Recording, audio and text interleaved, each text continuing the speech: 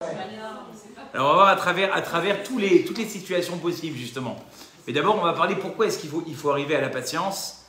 Et j'aimerais avec votre permission, alors je l'ai promis parce que je sors de là-bas, dans l'ordre familial. D'abord j'aimerais dédier ce chiour à la mémoire de la grand-mère à mon épouse. Ça tombe vraiment ce soir. Donc Léa Bat Miriam Getz, et parce que je sors aussi de la Haskara de l'année d'un monsieur que j'apprécie énormément, monsieur Laskar, pour ceux qui l'ont connu de Midrash Shalom, Jacques Yaakov Ben Yona Laskar. Que ce chiour il soit pour les Elou Nishmatam et les Avzil Ben Ametim Lachaim pour la Refoua Shlema, avec votre permission bien évidemment, de ma maman Naomi Bajamila. Kadosh Baruch Hu lui envoie une grande Refoua Shlema, Bedrat Hashem. Vous voulez rajouter éventuellement des personnes? Refoua Shlema, les Elou Nishmat, si vous voulez, vous me dites, il n'y a pas de problème. Alors, j'ai choisi ce sujet parce que c'est un petit peu l'ordre des... Je cherche à revenir sur le Rav Dessler et puis après je me dis, il y a quand même encore des choses que j'aimerais partager avec vous au niveau du Rav Wolbe. Donc pour l'instant, on continue dans cet état d'esprit et puis Bedrat Hashem, après on prendra la route qu'on avait prévu de prendre depuis le début. Parce que c'est vrai, je vous fais une petite confidence, je suis très proche du Rav Ben Chetrit et il m'a dit, il faut faire le Rav Dessler avec les dames. J'ai dit, ok Rav, mais il y a quand même quelques Vahadim que vous êtes d'accord qu'il faut partager aussi. Il m'a dit oui, effectivement. Donc j'ai commencé avec le Chesed, mais j'ai encore quelques sujets à partager avec vous sur le Rav Wolbe. Alors qu'est-ce que la colère? À la différence de ce qu'on a parlé la semaine dernière au niveau du Chesed, on avait dit que le Chesed c'était quelque chose qui pouvait faire construire des mondes, permettre à la personne de sortir de son train-train quotidien et aller voir ce qui se passe autour d'elle et comprendre surtout ce qui se passe autour d'elle, ça fait construire des mondes. Et ça sauve des vies, comme on a dit, matériellement, psychologiquement. À tous les niveaux, le chesed, il a un impact positif. Et ça fait partie, Bémet, des qualités d'Akadosh Baruch Hu. C'est écrit Notser chesed alafim. Akadosh Baruch Hu, il crée cette bonté pour des milliers de personnes. À l'inverse, la colère, le chaos, ça peut détruire des mondes. Ça peut détruire des mondes, ça peut détruire les personnes qui sont autour du coléreux. Et ce trait de caractère, on voit qu'il est bon pour personne. Même à Kadosh Baruch Hu, quand à Kadosh Baruch Hu, on dit qu'il s'énerve, Kaviachol, c'est dans des cas extrêmes. Et comme on l'a expliqué, alors je ne sais pas si c'est avec vous ou dans un autre cours, on voit que la relation d'Akadosh Baruch Hu avec la colère, elle est distante. Et elle est qu'en dernier recours. On voit que quand il reproche à Moshe Rabbeinu, à Myriam et à Aaron de s'être énervés, d'avoir fait des remontrances à Moshe Rabbeinu, il les appelle, il leur explique la situation. Et à la fin, c'est écrit Vaïcharaf Hashem. La colère d'Akadosh Baruch Hu s'est enflammée, mais on voit que c'est en dernier recours. Le Ramchal, il dit du coléreux que tout celui qui s'énerve, c'est comme s'il était kofer bakol. Vous savez, ce mot de kofer bakol, c'est renier l'essentiel, c'est très très rare de la part du Rambam. Et pourtant, de la part du Ramchal.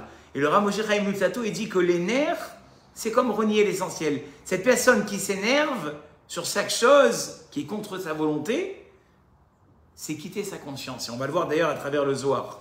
Une personne pareille, quand elle quitte sa conscience et qu'elle n'a plus les valeurs du début, elle peut détruire un monde. Et on l'a vu malheureusement trop souvent. Et d'ailleurs, le passou qui dit « Toref nafsho beapo » à toi qui est déchiré par ta fureur, « Alemancha ta'azov eretz » est-ce que les gens doivent quitter le pays? C'est-à-dire qu'on ne peut pas vivre avec quelqu'un qui est énervé. Quelqu'un qui est nerveux, une personne qui est nerveuse, on ne peut pas vivre avec elle. Et la Torah le dit, est-ce qu'on va devoir quitter l'endroit pour toi?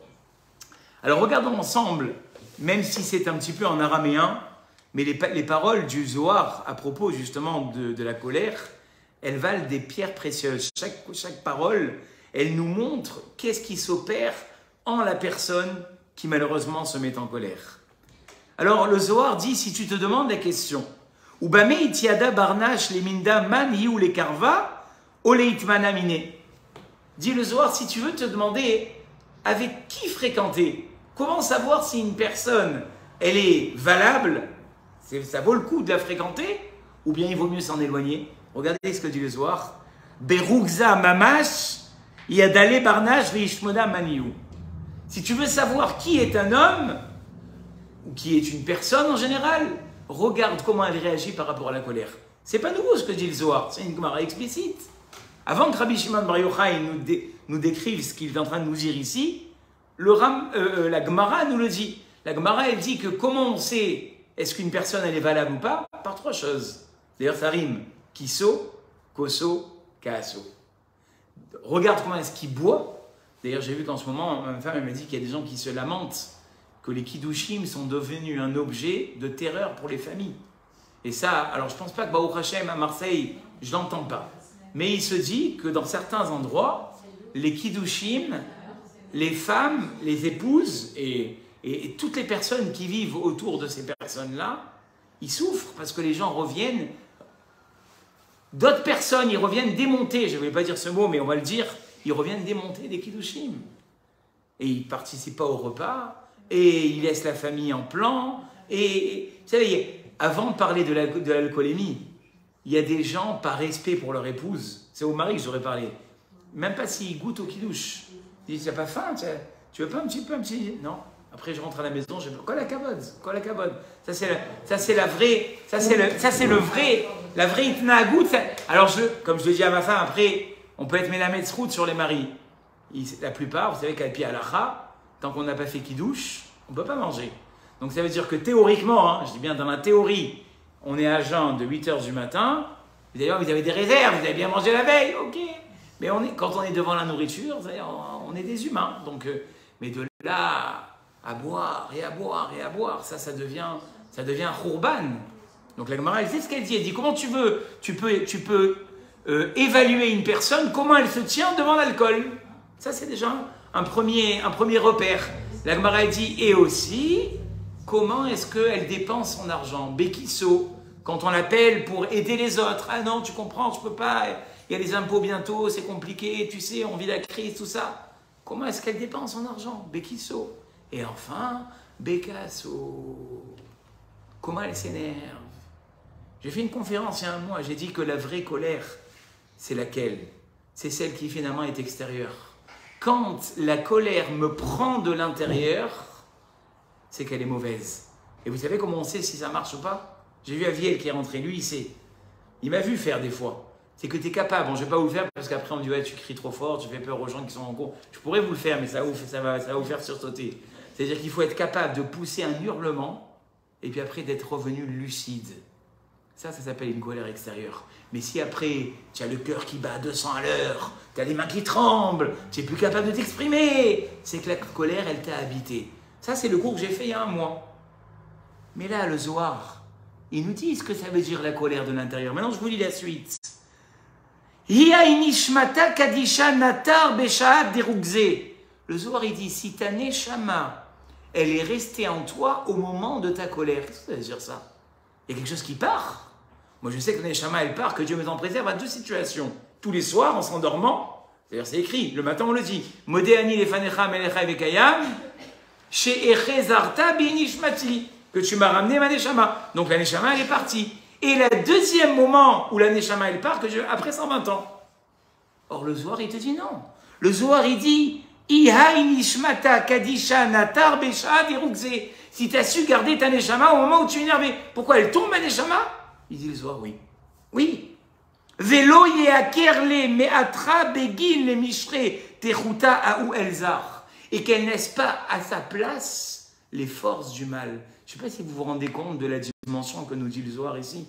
À chaque fois qu'on se met en colère, mais comme je vous ai dit, une colère, pas celle que je voulais vous faire, mais que je ne veux pas vous faire peur. Pas une colère extérieure, la vraie colère, celle où je vous ai dit, les mains tremblent, tu as ton cœur qui bat à 100 à l'heure, et tu ne sais même plus comment tu t'appelles. Comment tu t'appelles? J'ai oublié, tellement je suis énervé.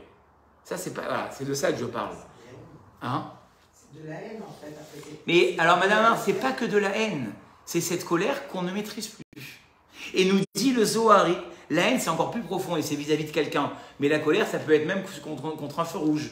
Mais j'en ai marre de ce feu rouge, même contre un feu rouge. C'est pas contre. La haine, c'est dirigé vers un humain. La colère, c'est, je sais pas, j'ai fait glisser une assiette en la mettant sur table, ou mes enfants, ils m'ont remis la panique dans la maison, ou mon patron, il m'a saoulé aujourd'hui au travail, j'en peux plus. Enfin, c'est déjà la haine. Mais c'est même pas, des fois, on peut ne pas avoir la haine, mais être en colère. Et regardez, le Zohar, il continue et il dit, Des haïou barnash ke des kayaout, dahiou avda démarré, dahiou gevir shalim. Si l'homme, excusez-moi parce que ça c'est toujours le réflexe, parce que si la personne, elle reste dans son intégrité au moment de sa colère, c'est une vraie personne, dit le Zohar. Vehiaou barnash lo natir la, vehiou akar kedusha de haïla meatre, les mishre beatra sitracha vadai de haïou banash. Et il dit si la personne ne sait pas se contrôler, et qu'à la place de sa neshama, elle a fait rentrer les forces du mal, c'est-à-dire la colère, Vadaï des barnash marid bemaré. Vous vous rendez compte le Zohar ce qu'il dit? C'est sûr que cet homme-là, il se rebelle contre Hachem aussi. C'est pas possible. Parce que s'il était proche d'Hachem, il ne laisserait pas la place à sa colère rentrer. Ve'asir les karva beadé ou les itrabaïmé. C'est terrible. Et dit le Zohar, c'est interdit pour une autre personne de fréquenter une telle personne. C'est-à-dire que si cette personne, elle ne contrôle plus ses pulsions et qu'à chaque fois elle se laisse aller, alors ne la fréquente pas. Ve'alda keti vridlou lachem ina adam asher neshama beapo. Éloignez-vous, et c'est sur ça qu'il a été dit, éloignez-vous de cette personne qui laisse la place de sa neshama pour une autre force, avodazara itrasheva. Et c'est sûr qu'elle fait de la avodazara. C'est terrible ce Zohar. Ce Zohar, il est en train de nous dire ici une chose qu'on n'aurait jamais imaginée, que la personne, comme elle a dit tout à l'heure, elle déchiquete sa neshama pour laisser la citra. Akar kedusha de haïla meatre. Elle a déchiré sa neshama. C'est-à-dire que nous, on a l'impression que c'est quelque chose de simplement physique ou moral. Le Zohar, il dit c'est spirituel.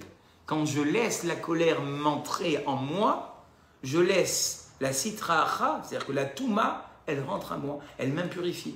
Et c'est pour ça qu'on dit que c'est avodazara, on comprend mieux maintenant. C'est-à-dire que si j'ai laissé la neshama partir, et je vous dis la vérité, on peut faire confiance au Zohar. Rabbi Shimon Bar Yochai, quand il parlait, il savait ce qu'il parlait. Il savait d'où ça venait et il savait comment compiler les choses. Donc c'est évident que la neshama qui me quitte à cet instant-là, c'est que j'ai plus de résidence divine. Akadosh Baruch Hu, quelque part, il m'a laissé de côté et je suis livré à mes pulsions. Et le Rosh nous le confirme.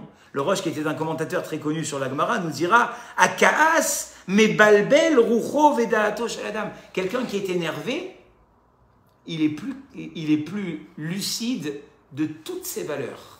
Et c'est pas pour rien que la Gemara dit « Si tu t'es pris la tête avec quelqu'un, surtout, tu viens pas le jour même essayer de lui demander pardon, parce qu'il n'est pas là. » Il n'est pas là. C'est pas lui. En mena, comment c'est écrit là-bas, je me rappelle plus, j'ai écrit que en merachamim be'adam be'sha'at ka'aso. Qu'on ne cherche pas à demander pardon au moment, comme pour Dieu nous en préserve, pour le deuil. Tant qu'on la personne, elle n'a pas encore amené son proche à sa dernière demeure, tu lui dis pas minashamayim tenuchamu. Tu lui dis qu'Hachem il t'aide. Seulement Hachem il peut t'aider. Tu ne peux pas qu'Hachem il te console. Parce que le niftar il est encore devant. Il a dit la même chose pour le casse. Au moment où elle s'est énervée, surtout le même jour, t'essayes pas de. Plus tard. Un peu plus tard, tu reviendras sur. Mais au moment même, n'essaye pas, n'essaye même pas. Et ce que nous dit le Zohar, ça rejoint. C'est-à-dire que la personne, elle est habitée par une force qui est extérieure et qui malheureusement fait qu'elle n'est plus la même. Et d'ailleurs, chaque coléreux, il vous le dira. Au moment où il s'énerve, qu'est-ce qu'il te dit? Il te dit, j'étais pas moi-même. Ça veut dire quoi, t'es pas toi-même? Mais t'es où alors? T'es pas là. Donc si tu n'es pas là, c'est qu'il y a un problème. C'est-à-dire que tu te contrôles plus à ce moment-là. C'est-à-dire que tu laisses. C'est un peu comme on a vu dans un autre domaine. Il y a un Rav qui disait, je crois que c'est le Chod Tzadikim, qui dit que quand on n'est plus maître de soi-même, c'est comme un cavalier qui laisse sa monture l'amener où il veut. Et puis il est au bord d'un ravin. Et il dit, vas-y, John, vas-y, avance. Et il va t'envoyer dans le ravin. C'est la même chose. Une personne qui contrôle plus ses émotions, d'accord? Eh bien, c'est plus la même. Et donc une personne, elle doit se travailler à se maîtriser. Maintenant, le Rav Wolpe, il nous dit quelque chose qui va nous affoler. Le Rav, il dit, et même quand tu crois que tu as contrôlé tes nerfs et ta colère, tu crois que maintenant tu es devenu quelqu'un de calme? Même pas en rêve, il dit le Rav. Il dit, la colère, une fois qu'elle est installée en la personne, il va falloir qu'elle travaille longtemps et longtemps pour pas qu'elle refasse surface. Parce que quand on est finalement en train de réagir très rapidement, sans se donner ces barrières-là, d'accord? Eh bien à ce moment-là, il va nous donner des conseils. Mais à ce moment-là, on peut très vite tomber de l'autre côté. Et le travail finalement, comme va dire le Rav, c'est pas de dire je vais être moins nerveux.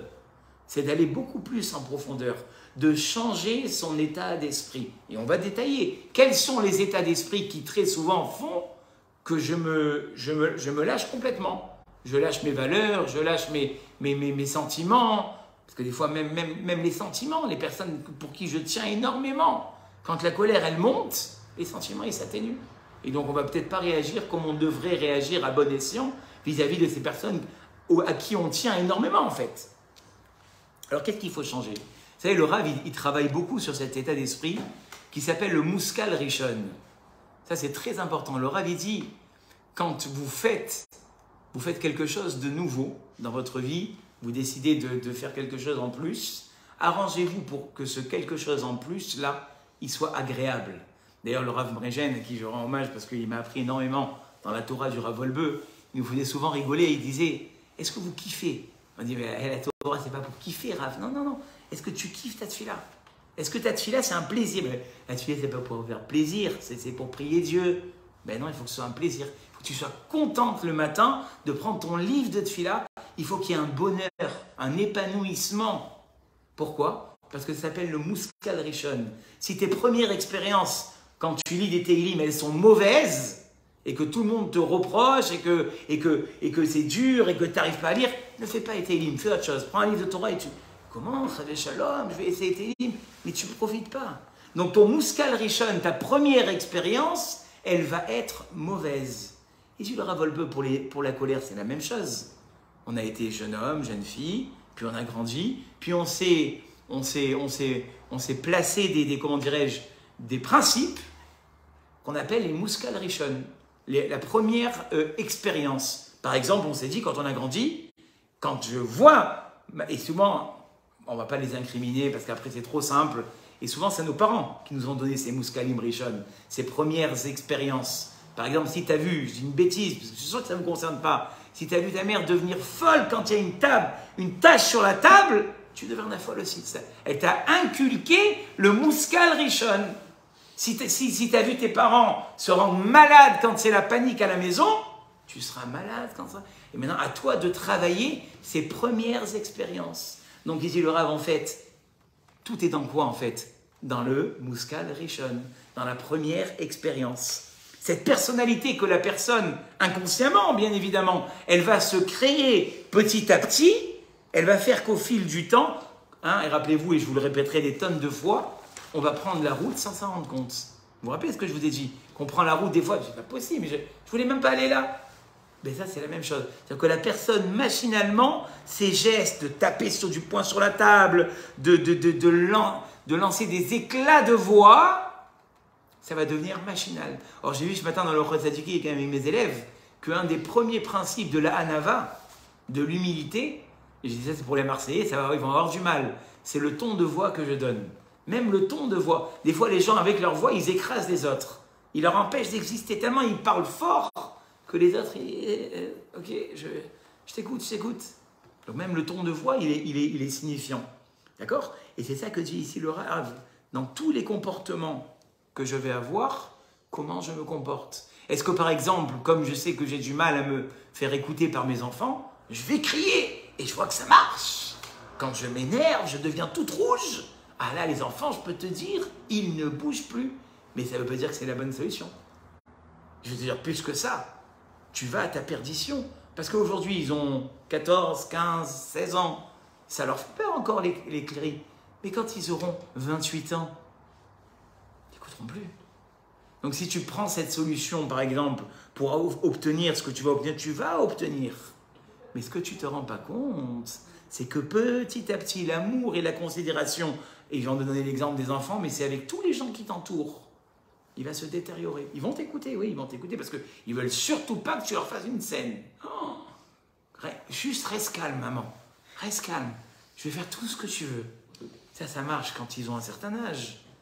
Ou quand les personnes, elles t'apprécient. Mais au fur et à mesure du temps, ils voient qu'ils vivent avec une personne qui est tout le temps sur les nerfs. Ben, tu vas te retrouver seul. Et après, tu vas te plaindre. Tu vas dire, ouais, mais personne ne m'aime. Ben, les gens, ils ont vite fait de te classer quelque part. Et même pour toi. On va parler de ça dans un deuxième temps. Alors, c'est quoi la guérison finalement? Parce qu'on a parlé de cette maladie depuis à peu près pratiquement 25 minutes, c'est la patience.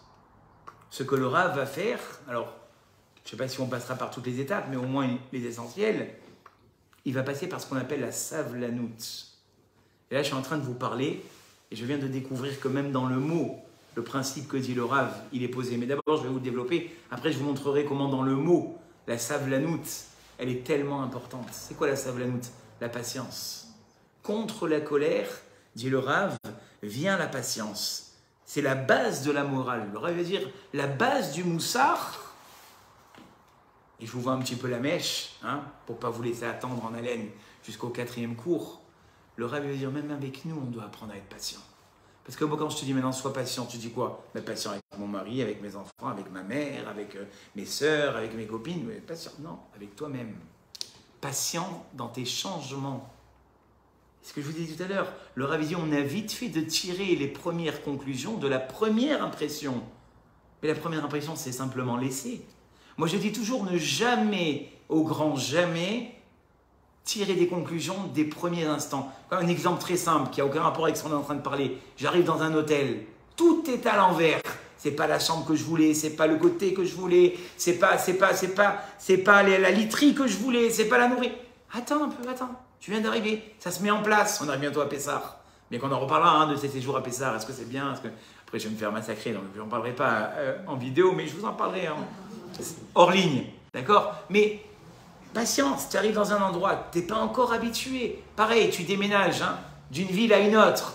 Si tu tires tes conclusions sur le premier mois, tu reprends tes valises, tu fais demi-tour et tu t'en vas. Ça, c'est très très important avant de tirer les conclusions d'une expérience. Avoir la patience. C'est ce qu'on va essayer de développer. Et ce trait de caractère, ben mec, le Rav, il va utiliser 9 réunions pour pouvoir le développer. On va essayer de faire au moins la première, peut-être la deuxième. Qui est l'exemple de cette patience par excellence? On est vraiment en plein dedans puisqu'on a commencé cette période qui est tellement importante des Shovavim. Vous savez, ce sont ces 6 parachutes qui commencent à Shemot et qui se terminent à Mishpatim. Et on a une possibilité de réparation qui est énorme dans cette période-là. Il faut vraiment, c'est une période qui est propice. D'ailleurs, dans beaucoup de communautés, nous, Bedrat Hashem, on va le faire à Halo, font le Ta'anit Dibour. C'est cette journée où on ne parle pas. Alors, Rabbi Lafia, il a dit, celui qui fait le Ta'anit Dibour, il ne parle pas pendant une journée, qui lit 3 fois les Teilim, tenez-vous bien, c'est un grand Mekoubal, c'est comme 65 000 jeunes. D'accord? C'est ces périodes de la libération, en fait, du clan Israël, de Shemot jusqu'à Mishpatim. Qu'est-il dit à propos de Moshe Rabbeinu? Ve'ha'ish Moshe anav mikol adam asher al penei ha'adama. Il était humble. C'est quoi l'humilité? Alors Rashi nous a donné une indication. Shafel, humble, comme son nom l'indique, dans la Hanava, mais il était surtout savlan, il nous dit Rashi. Il était supportant. Qu'est-ce que ça veut dire supportant? Il supportait quoi? Parce qu'au fond, qu'est-ce qui nous sort très souvent de nos gonds? Qu'est-ce qui fait qu'on est énervé? C'est de se dire, moi en tant que mère, moi en tant que père, moi en tant qu'adulte, je peux pas laisser ça. Je ne peux pas supporter. C'est-à-dire que dans ta capacité à supporter les événements, tu t'es placé des barrières. Et même si ces barrières, des fois, elles sont très exagérées et trop grossies, dès que cette barrière, elle va être passée, paf, tu t'énerves. C'est comme ça. Comme je dis, ça devient un automatisme. Mais si quelqu'un, il avait un petit peu plus d'humilité, vous savez, avec les élèves, en ce moment, à Bnei Lazar, on étudie ça, l'humilité. Il dit, le Rod Sadukim, l'humilité, elle passe par 6 choses. Je ne sais pas si j'ai cherché dans toute la librairie, je n'ai pas retrouvé le livre. Je vais essayer de me rappeler des plus importants. Il dit, le Rod Sadukim, ça passe d'abord par la manière dont j'accepte les bienfaits d'Hachem. Il commence par le bon côté. Quand Hachem, il t'amène quelque chose, est-ce que tu le cries sur tous les toits? Est-ce que tu t'enorgueillis de l'avoir? Est-ce que tu te compares aux autres? Ce n'est pas l'humilité. La première humilité, c'est d'être capable d'accepter ce qu'Hachem m'a donné, mais avec beaucoup d'humilité, et ne pas le crier sur tous les toits. Ça fait partie de l'humilité. La deuxième étape de l'humilité, comment je réagis face à une perte? J'ai perdu quelque chose maintenant. J'attendais une affaire qui devait sortir et j'ai prié pour ça et j'ai demandé à Hachem et j'étais persuadé que ça allait sortir, ça ne sort pas maintenant. Comment je réagis? Est-ce que je tambourine sur la table? Est-ce que je fais la tête? Et des fois, au fond de soi-même, on dit, voilà, tu n'exagères pas un peu là? Mais je peux pas, parce que tout le monde dans la maison, il est dégoûté. Alors moi aussi, je fais la tête. Des fois, on s'oblige à être comme ça. Vous savez, moi, j'ai vu une fois un rave qui a écrit que même la aveloute, je ne sais plus si vous mettez le doute, est-ce que c'est le rave, c'est la bonne définition. En tout cas, c'est quelqu'un d'assez intelligent qui a dit ça. Elle dit même la aveloute, le deuil, des fois, dans le deuil, on s'oblige à faire des choses. Alors, c'est vrai qu'il y a le respect, mais des fois, on prend sur nous beaucoup plus que ce que la personne, elle attend. Comme a dit le Dayan ce soir, c'est quoi le vrai kavod pendant la aveloute? Le vrai kavod, c'est pas de pleurer toute la journée. Si ça se trouve, la personne qui a disparu, si elle pouvait te dire, elle te dirait, ça, tes pleurs, ils servent pas à grand-chose. Moi, ce que je veux maintenant, c'est que tu étudies à ma mémoire, que tu fasses des kadishim à ma mémoire, que tu te comportes comme j'attendais que tu sois. Ça, c'est un vrai kavod. Mais ne plus se maquiller, alors pas du premier mois ou de la première semaine, mais ne plus sortir, ne plus vouloir avoir le visage. Est-ce que c'est ça qu'Hachem il attend? Alors, il dit le Roi Tzadikim, la deuxième degré d'humilité, c'est comment je réagis par rapport à la perte financière, mais également, il dit là-bas, par rapport à la perte morale de quelqu'un. Est-ce que finalement, je laisse tout tomber ou je suis capable de me relever? C'est difficile, je ne dis pas le contraire. Mais il dit le Rav, on doit savoir faire la part des choses. Et après, l'humilité, elle va jusqu'à où? Il dit quand on t'énerve, quand on ne fait pas ce que tu veux, quand les choses, elles ne tournent pas comme tu aimerais qu'elles tournent. Est-ce que tu laisses tout tomber et tu dis de toute façon, ça ne sert à rien. Hachem, je ne sais pas ce que tu veux, mais entre-temps, je fais une pause. C'est pas ça. La vraie chokhma, la vraie humilité, c'est de se dire, Hachem, je ne comprends pas tout ce qu'il y a. Et des fois, on ne comprend pas pendant longtemps. Des fois, il faut des semaines, des fois, il faut des mois. J'ai envie de vous faire une confidence, des fois, il faut toute une vie pour comprendre. Mais on doit au moins dire à Hachem, Hachem, je sais que ce que tu fais, c'est pour le bien. Et bah, au Hachem, des fois, Hachem, il nous fait des zooms. Ça nous fait du bien d'ailleurs. Mais Hachem, merci Hachem. Maintenant, je comprends ce que tu voulais, que je comprends pourquoi je n'ai pas été là-bas. Et des fois, tu ne comprends pas. Des fois, tu ne comprends pas. Des fois, il y a des gens qui te quittent. Jeune, tu ne comprends pas. Malade subitement, tu ne comprends pas. Tu ne peux pas comprendre. Et peut-être qu'il faudra, comme j'ai dit, toute une vie, voire peut-être même être dans l'autre monde pour comprendre. Et à quoi je fais référence? Il y a une fois un rave d'une très grande importance. Il était avec son ami. Et ils ont écrit des questions de l'ordre que je suis en train de vous dire, qu'il fallait être dans l'autre monde pour les comprendre. Et ils ont fait un pack. Et ils ont dit, quand on monte en haut, on demande la question. Il y en a un des deux qui est parti. Et il est venu en rêve voir son ami. Il lui a dit, écoute, j'ai un gros problème. Je suis monté en haut, mais en haut, toutes nos questions, elles n'ont plus lieu d'être. C'est même plus le début d'une question. Donc c'est ça qu'on doit se dire. Dans ces moments-là où finalement, notre raisonnement et notre aptitude à recevoir, elle s'arrête, dire Hachem, voilà maintenant, c'est entre mes mains, c'est plus entre mes mains. Je te fais confiance que ce qui arrive, c'est pour le bien. Ça, c'est une forme d'humilité aussi. Et c'est le grand débat aussi, on se demande des fois, jusqu'à où je dois moi participer pour la réussite de ma vie, et jusqu'à où je dois m'en remettre à Hachem.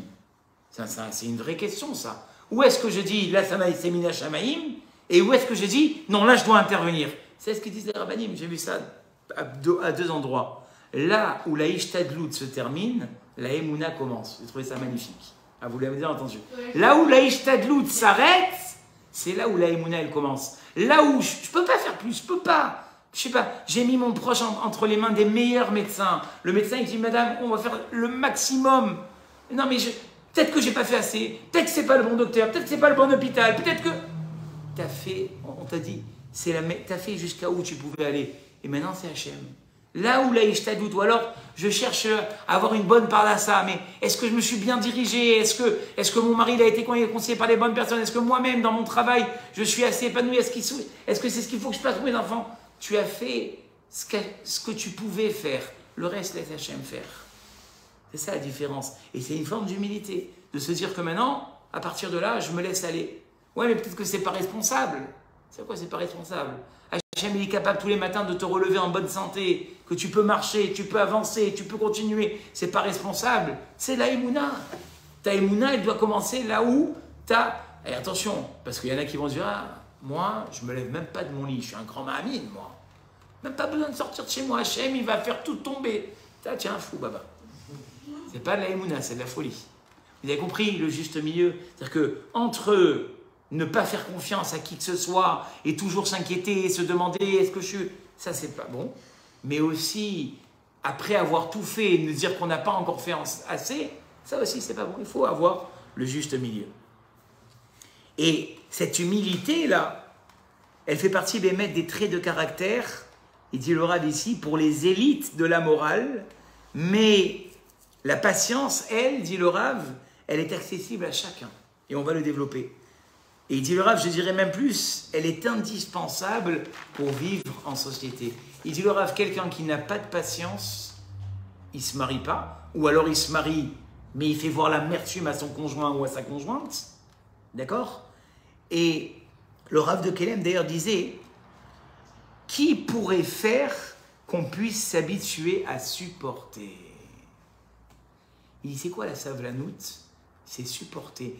Et regardez, c'est pour ça que d'ailleurs j'ai une révélation très simple, mais mon Rav, le Mashgiar, le Rav Eliyahu Roth, il disait toujours, dans la langue hébreu, il y a tout qui est indiqué. Regardez le mot savlanout, c'est quoi? C'est le mot lisbol. C'est quoi sabal? C'est porter. Les sablanim à l'époque, c'était ceux qui portaient. Des ménageurs de l'époque s'appelaient les sablanim. Alors la savlanout, c'est quoi? C'est être capable de porter. Et il dit le Rav, car c'est la racine de toutes les qualités, de tous les repos. Parce que quelqu'un qui n'est pas capable de porter la différence entre lui et les personnes qui l'entourent, il n'arrive pas à se reposer. Il supporte personne. D'accord? Il supporte personne. C'est ça. C'est ça. Donc en fait, la savlanout, et d'ailleurs il dit ici le Rav de Kelem, Ze hasha'ar lachem tzadikim yavovo. C'est la porte des tzadikim. Le fait d'être capable de supporter et les gens qui m'entourent et les événements qui m'arrivent, ça relève du domaine du tzadik. À long terme. Mais on ne peut pas, comme disait une fois quelqu'un, Lo alecha amenacha nigmor. Tu ne peux pas dire que tu vas devenir patient du jour au lendemain, parce que ce n'est pas vrai. Vous dire que vous allez être patient du jour au lendemain, ce n'est pas possible. Ve'iyata ben chorin. Mais tu n'es pas libéré, d'accord, les batel mimena, de la laisser complètement. C'est-à-dire que d'un côté, on ne te demande pas de devenir patient du jour au lendemain, mais de commencer à t'en intéresser. Et d'ailleurs, on le voit par rapport à l'amitié. Vous savez, l'amitié, c'est quoi en fait l'amitié? L'amitié, c'est quelqu'un qui est prêt à supporter, d'accord, quand la personne qui est en face, elle en a besoin. C'est ça la vraie amitié. Mais si quand je cherche quelqu'un, il n'est pas là, il est absent, je vais vite calculer que cette personne-là, elle n'a pas d'amitié. La vraie amitié, c'est quand on est capable de supporter la personne, autant pour les fêtes, parce que c'est sympathique, on est invité, on passe un bon moment, mais autant dans les moments difficiles. Quand cette personne elle a besoin de venir l'accompagner dans une veillée pour un proche, quand cette personne elle a besoin, je dis une chose un peu plus heureuse, à aménager sa maison, je t'aide à supporter ta difficulté comme je supporte tes joies. Ça aussi, ça fait partie de la patience. Et sans parler ici, bien évidemment, ce qui est un peu mon dada, dans le couple. Si dans le couple, on ne s'est pas armé de patience pour comprendre la personne qui est en face de moi, au bout de 3 mois, c'est terminé. Moi, c'est ce que je dis à mes khatanim. Ne croyez pas que les premiers mois, ça sera joyeux. J'ai envie de vous dire, je leur dis, ça fait peur, mais je leur dis, c'est vrai. Les premiers mois, ça va être la guerre. Mais pas la guerre avec les armes. La guerre, justement, de la patience. Moi, je dis toujours, c'est pour ça que sous la choupa, on est 6. Pourquoi on est 6? Il y a le père, la mère, la mariée, le marié, son père, sa mère. Oh, attends, mais le mec, qui c'est qui se marie? C'est le mari et la femme? Non. Il y a 6 personnes qui se marient. Je vous l'ai déjà dit. Et donc, en fait, quand on arrive à la maison, si on n'est pas patient de supporter la différence de la personne qui est en face, qui forcément n'a pas été éduquée de la même manière que moi, au bout de 3 mois, ça capote. C'est pas possible. Ça va aller au crash. Donc, ce qu'on doit être capable dans un couple avant tout, eh bien, c'est d'accepter et d'être patient d'écouter l'autre dans cette différence. Et celui qui n'a pas compris ça, qui ne se marie pas. Moi, je vous dis la vérité, qui ne se marie pas. Parce que tout le yesod du mariage, c'est supporter, être patient avec l'autre. Celui qui n'a pas cette qualité, qui ne commence même pas. Ou qu'au moins il cherche à l'apprendre, qui cherche à être formé. Et aujourd'hui, je le crie sur tous les toits et on essaye avec les autres Madriché Khatanim de préparer les personnes au mariage à cet état d'esprit-là. Parce que les gens y croient que comme avec papa et maman, dès qu'on levait la main, on avait tout sur la table, ça va être comme ça à la maison. Mais ce n'est pas du tout comme ça. Au contraire, maintenant, jusqu'à maintenant, avant d'arriver sous la roupa, tu étais le receveur, tu sors de la roupa, maintenant tu vas devoir donner, patienter que la personne te le comprend, donner de l'affection, donner de la compréhension, de l'attention. Toutes ces choses-là avant, on te les donnait. Maintenant, tu vas les prendre, tu vas les donner aux autres. Et donc ça, c'est sûr qu'on en a besoin aussi. Ou même, on a parlé du couple, mais même des associés. Si les associés, ils ne sont pas entre eux capables d'être patients, ben, au bout de 2 mois, ils tirent le rideau et ils s'en vont et ils se séparent. Pour être associé, moi, on m'a toujours dit, évite d'avoir des associés. Je ne travaillais pas, mais j'entendais les gens parler entre eux. Voilà, quelle catastrophe, les associés. Parce que tu n'es pas patient. Peut-être que la personne, pour t'aider et puis qu'elle puisse faire ses preuves, laisse-lui le temps de faire ses preuves. Ouais, mais elle est trop lente et on n'a pas la même vision des choses. Patiente. Si tu ne patientes pas, tu ne peux rien faire. Et le Rav, il dit une parabole extraordinaire. Il dit, regardez, imaginez-vous, depuis votre arrière-grand-mère, il y a un vase de Chine, il passe de mère en fille, c'est comme ça. La grand-mère, elle a donné à votre mère, et maintenant, vous vous êtes mariés. Ta mère, elle te dit, ma fille chérie, maintenant, le vase de Chine, c'est pour toi. Valeur marchande, 18 580 €. C'est pour toi, ma fille. Toi, tu le lèves, et puis, il est lourd. Et ton mari, il te dit, mais viens, je te le prends. Elle dit, non, je vais le porter. Et puis, tu t'es sous-estimé, tu vois que c'est très très lourd, et tu dis, je vais le lâcher. Mais à ce moment-là, dans ta tête, qu'est-ce que tu te dis? Si je le lâche, je lâche depuis mon arrière-arrière-grand-mère, je lâche 18 500 €, tu supportes jusqu'à arriver à la table. Il dira, pourquoi tu as supporté? Pourquoi tu as supporté le poids de ce vase de Chine? Parce qu'il vaut tellement que tu ne peux pas le lâcher. Il dit, le Rav, la patience que tu dois avoir avec les gens qui t'entourent, c'est le degré de valeur et de sentiment que tu as vis-à-vis de ces personnes. Tu aimes tes enfants? Si tu les aimes, tu es patiente. Tu aimes ton conjoint? Tu aimes ta conjointe? Si tu les aimes, tu es patient avec eux. Si tu n'es pas patient, c'est que tu ne les aimes pas. Il dit, au même titre que quand je supporte le poids de quelque chose qui a une valeur, je ne lâcherai jamais, même si ça me brûle dans mes mains, parce que je sais ce que j'ai entre les mains. Je dois avoir la même patience avec mes enfants, mon conjoint et ma conjointe, c'est la même chose. Le degré de patience que j'aurai avec ces gens-là montrera l'amour que j'ai pour eux. Et si je ne suis pas patient, c'est que je ne les aime pas. C'est ça qu'on doit se dire. Mais ça, c'est au moment où je suis énervé. Je suis énervé! Non, ça, c'est, on a vu tout à l'heure, c'est la construction du Muskal Rishon. De se dire que maintenant, la personne avec qui je vis, elle vaut des milliards. Est-ce qu'il y a encore une autre femme comme ça je parle pour ceux qui nous écoutent, hein, une autre femme comme ça qui existe, avec autant de qualités? Donc, tu sais les qualités qu'elle a, sois patient.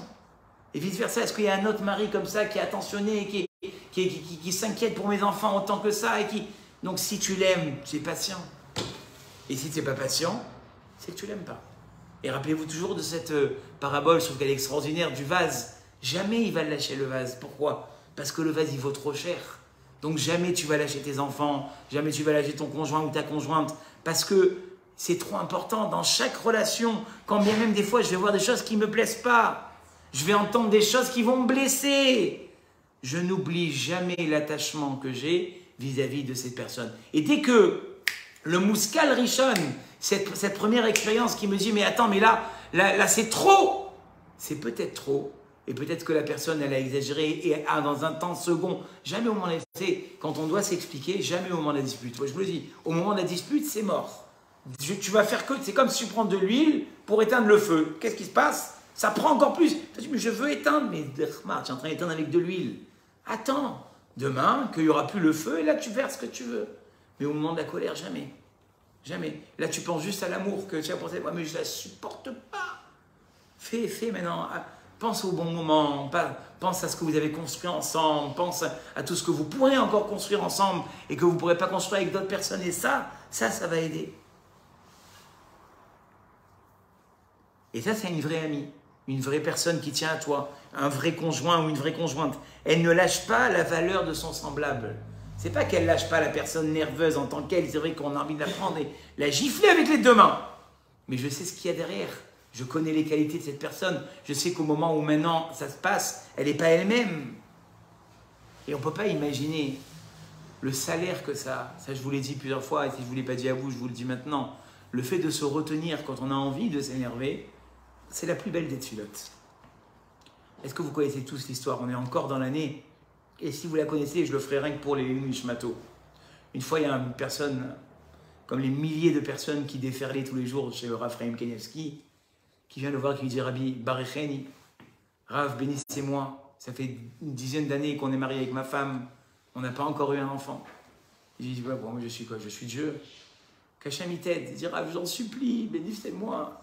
Alors, Rav Kanievski, c'était maximum bracha ve'atzlacha. À la fin de sa vie, c'était devenu bois. Il n'avait pas le temps. Je te dis, bracha ve'atzlacha. Ah, je vous en supplie. Il a tellement insisté auprès du Rav que le Rav il a dit: écoute-moi bien, tu vas chercher quelqu'un qui s'énerve. Et tu vas lui dire qu'au moment où il s'énerve, qu'il s'arrête. Essaye de le faire arrêter. Après, tu prends sa main, tu la mets sur ta tête. Et dans les 9 mois, ta femme, elle a couché un bébé. Vous voyez, c'est toute la suite de l'histoire. Il est parti chercher pas dans longtemps, il ne trouvait pas. Et comme je dis toujours à mes khatanim, ça aussi, il va à un mariage. Dans les mariages, vous savez, ça n'existe pas un mariage sans dispute. Ça, il faut se le dire.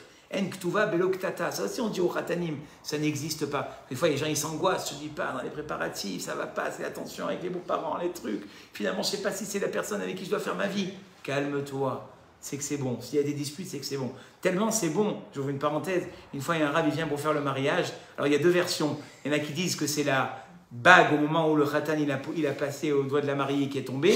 Il y en a qui disent que c'est un rat qui est passé. Bon, moi, je préfère la version de la bague. Alors, il va pour passer la bague elle tombe. Et la famille, elle se fait un peu: c'est un mauvais signe, la chimérachem. Alors, il dit: calmez-vous. Au moment de la demande, il y a eu des problèmes entre vous. Il a dit: non, aucun problème, c'est pour ça qu'on s'inquiète. Et au moment des fiançailles, il y a eu des problèmes. Non, Rav, c'est pour ça qu'on s'inquiète.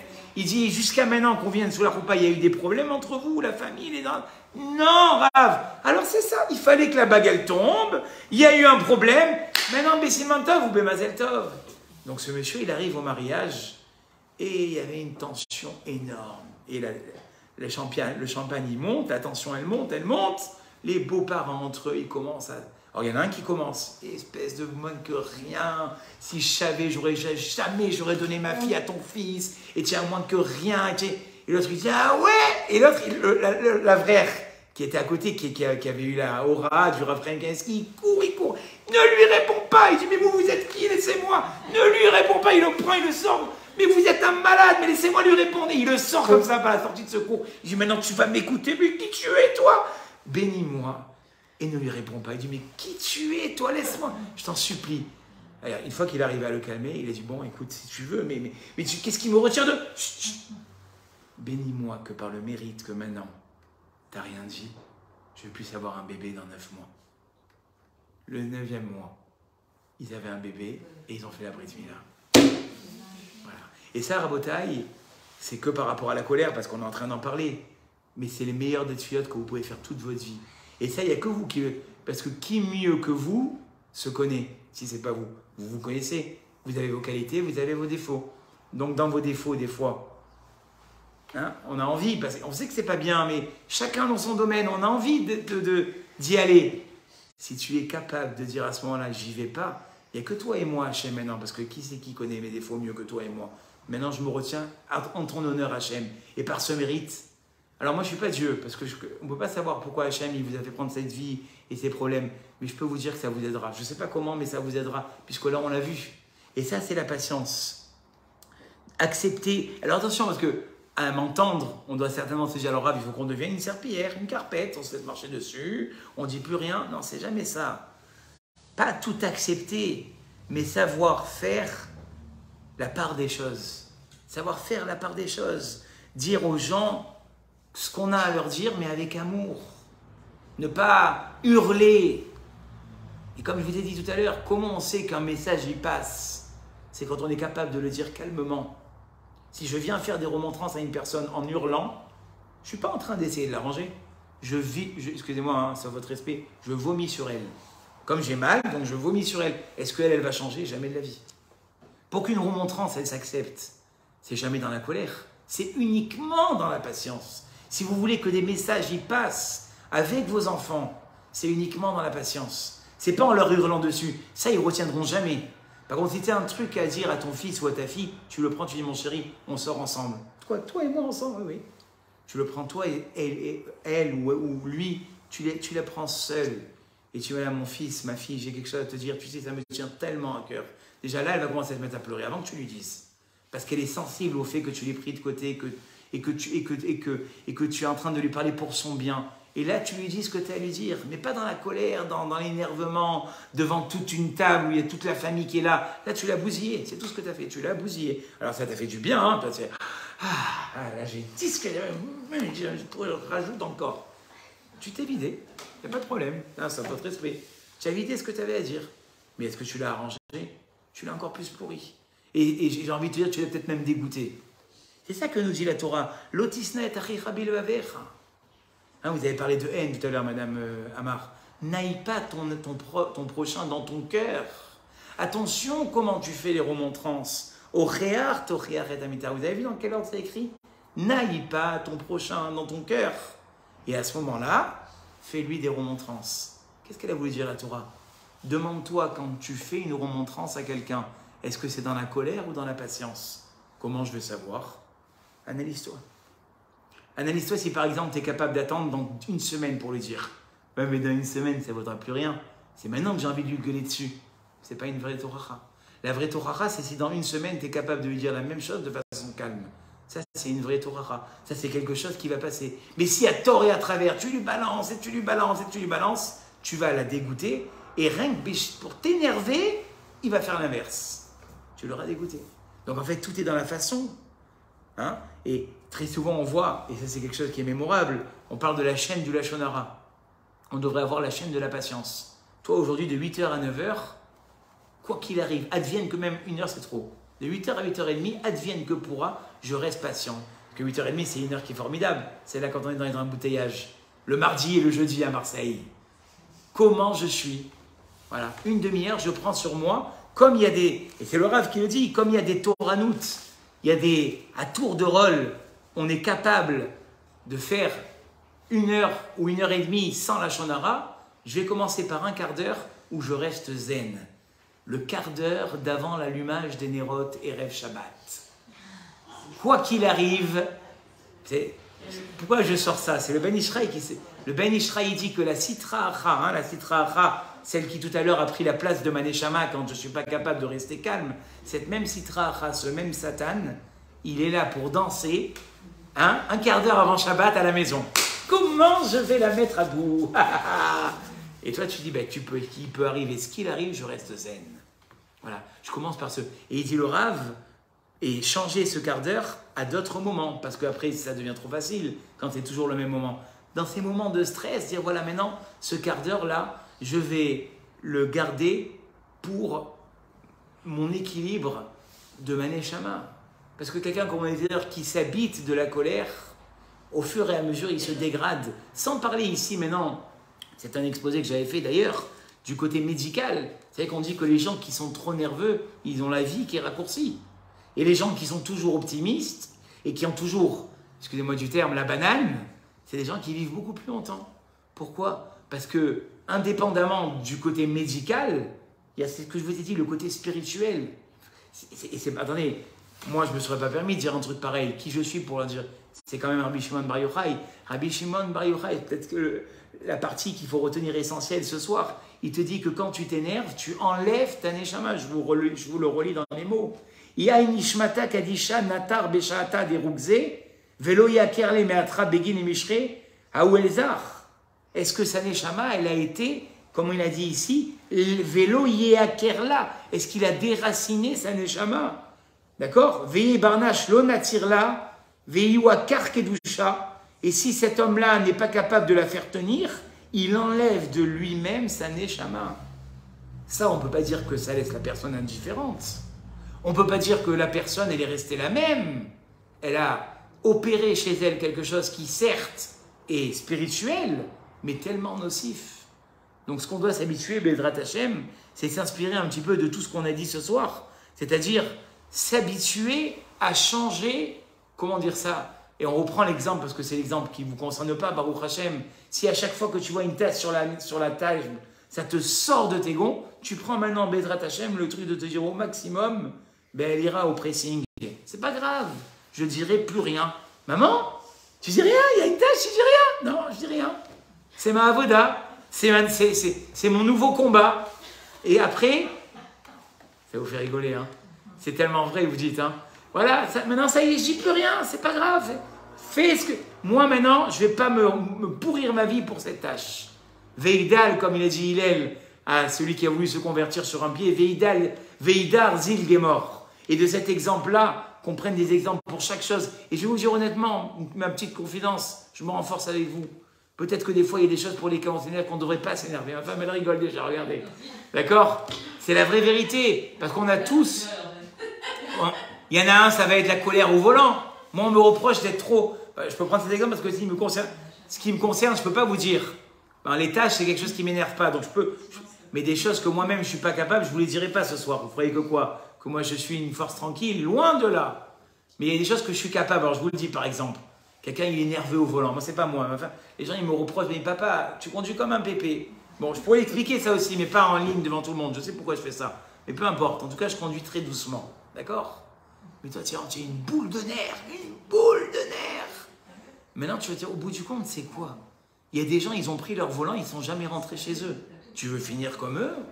Ouais, mais t'as vu ce qu'il m'a fait? Attends, je vais le rattraper, je vais lui montrer. Tu lui fais un dérapage par là. Ça ne vous concerne pas, vous aussi. Mais chacun, il va prendre son domaine, quand ils sont Mouskal Rishon, ces repères mauvais qu'on s'est mis depuis notre jeune âge. On s'est mis des trucs débiles, excusez-moi du terme, même pour moi, dans la tête, qu'il fallait qu'on s'énerve. Ces Mouskalim Rishon, ces premières expériences qu'on n'aurait pas dû garder, qui nous ont malheureusement pourri la vie. Je vous invite que chacun y prenne quelque chose et qu'il se dise maintenant, je vais me travailler. Et n'oubliez pas toujours ce que je vous ai dit, pas des grandes choses. Des grandes choses, vous ne changerez pas. Vous allez faire un essai ce soir, demain, vous allez... j'arrive pas. Je reviens comme j'étais avant, c'était beaucoup mieux. Et là, il fait la fiche de ce qu'il a dit le Rav Chokron, ça ne sert à rien. Non, des petites choses, des petites bribes. Ces petites bribes, elles vont poser la graine qui, Bezrat Hashem, formera des plantes magnifiques, Bezrat Hashem. Merci pour votre écoute.